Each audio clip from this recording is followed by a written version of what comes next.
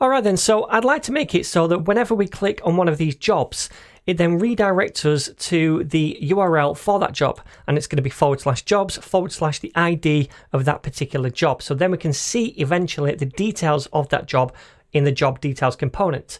So we're going to have to make up this route inside the jobs component where we output the H2. So I'm going to surround that in a router link. So let me cut this first of all, and then create a router link tag like so, and we're going to close that off as well. And then inside this I can place the H2 again. Now we need a to attribute which is equal to something, and we're going to use the object inside here. So we'll data bind so we can use an object, and the object has a name property. That's the name of the route we're going to, and that, remember, is job details, and remember the name is right here. So we're going to that route, but we also want to pass through a route parameter. That is the ID of the current job that we're iterating in this v4. Now we can add parameters just by saying params, and that is an object of key value pairs, and each key is a parameter name. So we're going to pass through a parameter which is ID, so that would be the key, and then we pass the value. Well, the ID is on the job object right here, so we can just say job, which we have access to, .id. So job.id, and that's it. That will now link to the correct route for that job. Let me save this and show you. Now we can see these are links, and if we inspect each one, we should see that the first one goes to /1, the second one goes to /2, and the third one to /3. So we did that. We passed that route parameter to the URL by using this params property. That's an object, and then each key in that object is a route parameter. We have an ID route parameter. That's what we called it right here, and we've set a value of that ID to be the ID on the current job. So I hope that makes sense. So now we're sending that in, and if we click on this, we should be able to see the job ID is 1. If we do a different one, let's refresh, the job ID is 3. So this is all working fine. We have access to the route parameter right here in the job details page, and we can use that later on. But there's one more thing I want to show you. We can attach any route parameters to the props of the component we're linking to make this a little bit easier.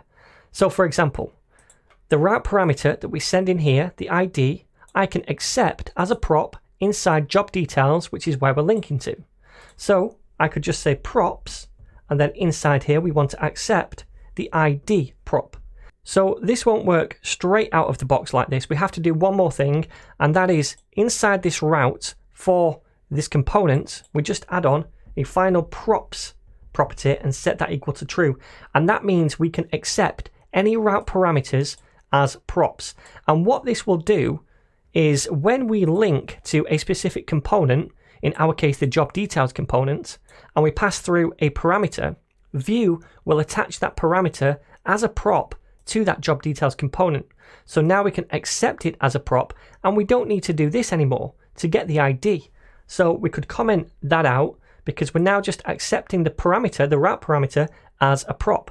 And that's allowed because we said props is true for this component route. If we didn't have this on, it wouldn't work. But since this is true, we're saying, okay, any route parameter that you send through when you link to this component, like this, attach that route parameter as a prop to the component you're linking to. So we accept it, and we can output it right here. So you don't have to do this. This is just a nicer way of working with those route parameters and accepting them inside a component when we link to it. So if we take a look over here, everything's still going to work exactly the same way. We go to 1 and we see the route parameter. We go to 2, we see it right here, etc.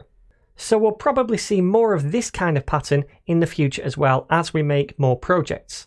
Now finally, I just want to style these links right here a little bit better. So let's do that inside the jobs component where we output them. I'm just going to paste in these styles. So you can see we say job H2 first of all, and I don't think we actually have a class of job anywhere. So let's add that class on. So class is equal to job right here. So we go after this class and get the H2 inside it. We say we give this a background of a very light grey colour, bit of padding, some border radius, margin top and bottom, and a max width. The cursor is pointer, so we know we can click on it, and the colour of the text is a deep grey. When we hover over the H2, the background goes a slightly darker grey, and the anchor tag is text decoration none to remove the underline. Save it, and oops, let's go back. That looks, I think, a little bit better. Awesome. So next up, I want to show you how to create a 404 page and also do redirects.